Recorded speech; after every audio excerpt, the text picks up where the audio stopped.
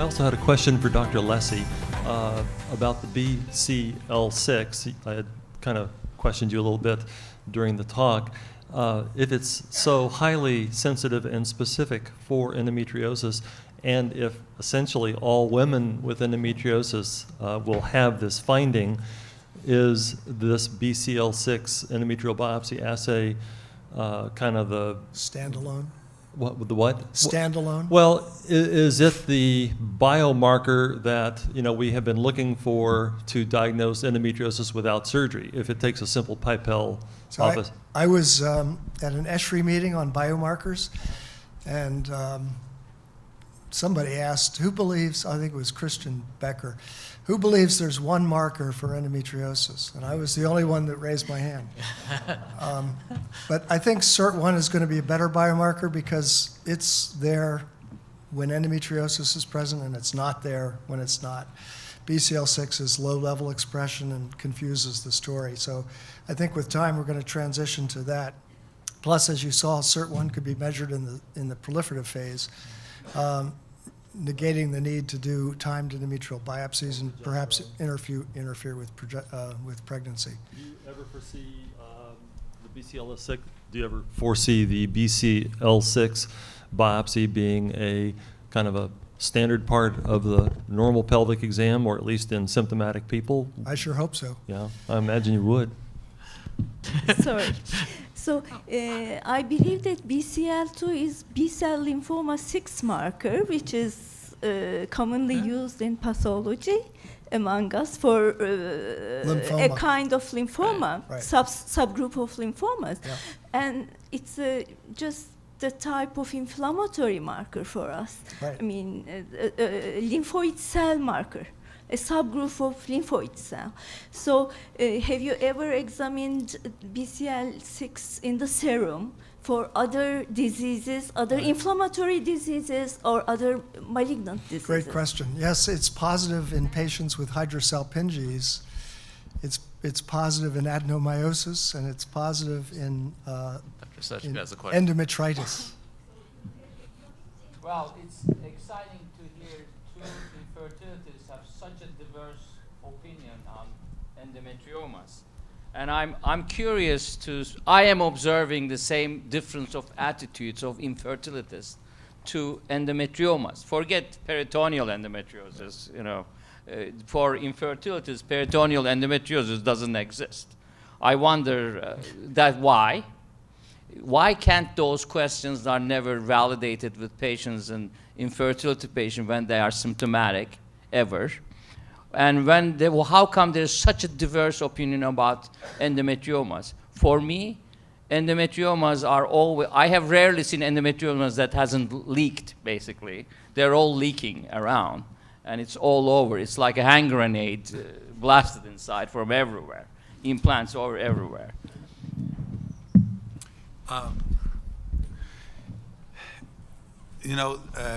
I'm sure you see a lot of endometriomas, and probably you get referral of big ones. We see a lot of suspected endometriomas, because obviously it's not proven if you don't have surgery, that are not as large. And we have a lot of patients who don't want to wait and don't want to be operated on. So sometimes the decision is the patient's. And I think one thing that's really important for us to, everybody around this table is involved in patient care, is not to take away the decision from the patient. We have seen, one of the problems that I have with some of the studies that Dr. Lessie presented, he may not want to sit next to me, is the fact that, when you look at a study that does surgery and has pregnancies afterwards with no control group, the study from Stanford, I think, being one of them, and even the study I presented from Israel is another one. It's very hard to say because, pregnancy is very common. It's actually more common than endometriosis. So patients get pregnant. Patients get pregnant. They get pregnant on their own. They get pregnant with this kind of treatment or another type of treatment. And to relate surgery and to say, oh, you have to take people and kind of bring us back to before the Czerny editorial to to diagnostic laparoscopy the way we did it when we were fellows, and basically scope everyone that's walking around with unexplained infertility, because Dr. Leslie thinks that most of them have endometriosis, but doesn't have any proof. Is the question. Well, we do have proof. We did the study, and we have a study in human reproduction where we laparoscoped patients with unexplained infertility and unexplained loss who were positive. But I think getting back to the endometrioma question, even these small endometriomas can cause IVF failure, and yet it's outside the scope of what ESHRE guidelines recommends. We shouldn't operate on them if they're not above 4 centimeters or if if the patients are asymptomatic. And this woman, Beth from Bethesda, who came down to see me, had spent $120,000 doing multiple IVFs and 3 donor egg retrieval cycles. And so she conceived after her endometriosis was removed with her next transfer.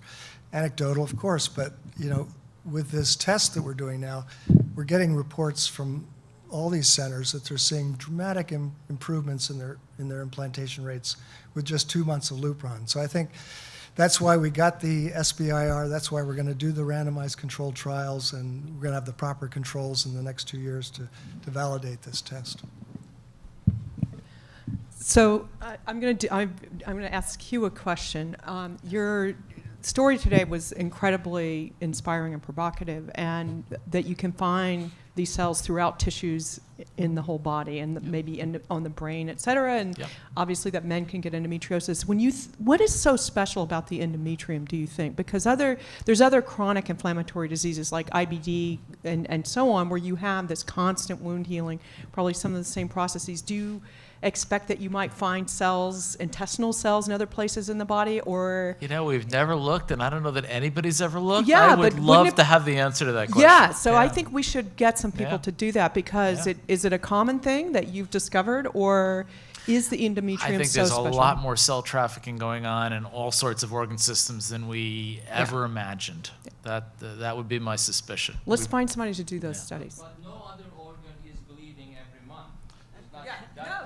That's the question. That is every month. There's a furnace there. That's the question. But if they're coming from the bone marrow, there's very interesting. Intestine is not going through that state. Yeah. There's always monthly theoretic injury there and constant repair. Yeah. It's a wound that heals there. Yeah, we don't And know a endometriosis is huge the wound amount. that never heals.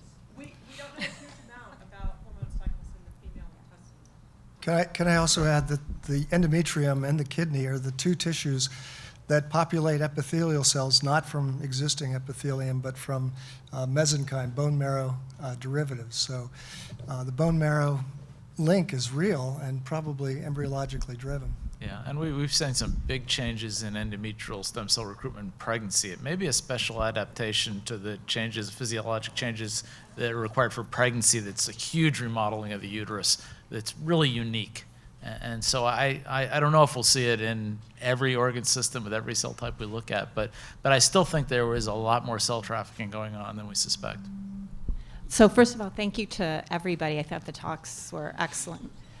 Sorry. My name's Melanie Marin. I am a gynecologic surgeon at Mount Sinai, and I do mostly endometriosis. I was trained by Harry, so I have my biases there also. So thank you all. And I wanted to just sort of comment question to Dr. Leslie. I think what you brought up is so important. And I think the one thing that we miss all the time when we're talking to our patients about should you have surgery first or go for IVF first is the cost.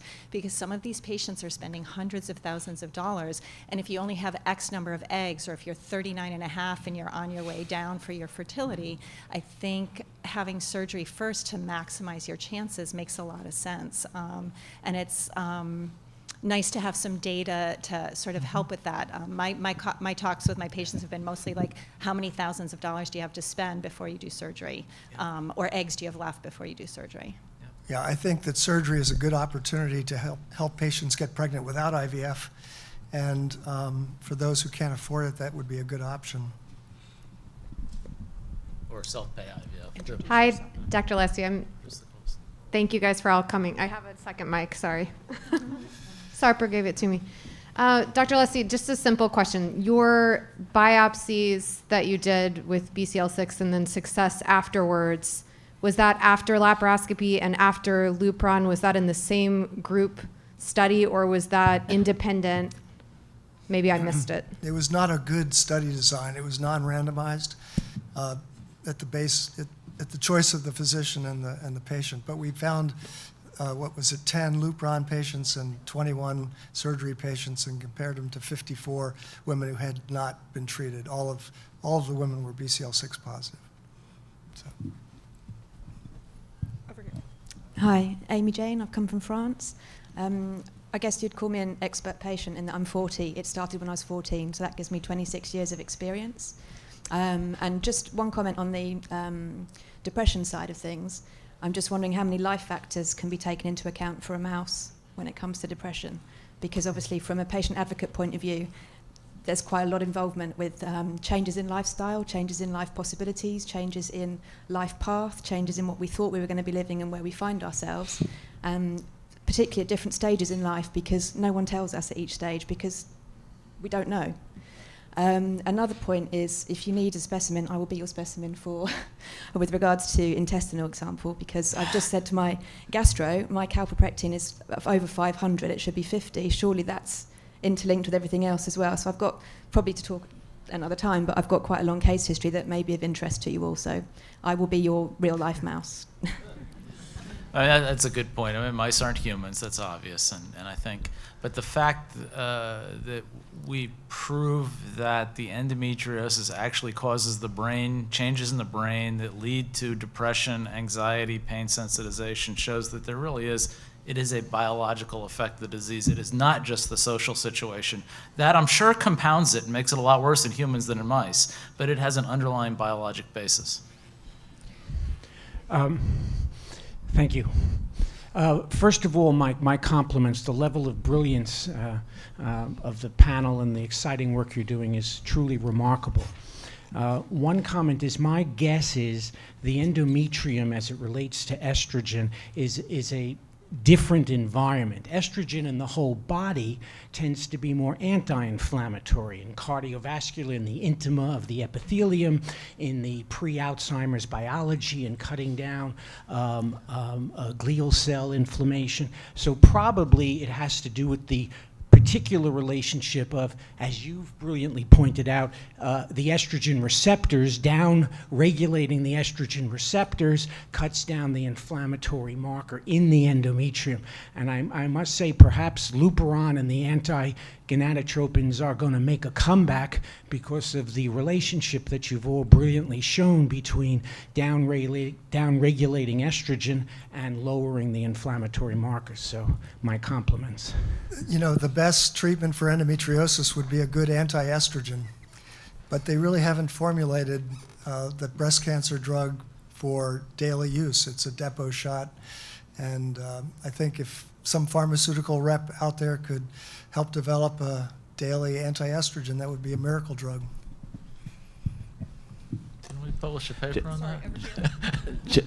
Just a comment about, I had a lecture about the nerves this morning, you remember. I have some difficulty to accept and to connect endometriosis with depression, because my patients with cancer have also depression. All patients affected by a disease have a depression. So depression is not connected to endometriosis. Depression is connected with the overactivity of the sympathetic nerve system. In all men in this room, if I put an electrode on the system, the sympathetic system, and I increase the activity of the sympathetic system, we will all become depressive. I'm dealing with paraplegic. I'm putting electrode on different nerve paraplegic. We change the mood of the paraplegic if I'm putting electricity in, depending from the frequency. But from a depressive paraplegic, I can make a non-depressive paraplegic. So it's not connected to the endometriosis or endometrial cells in the brain.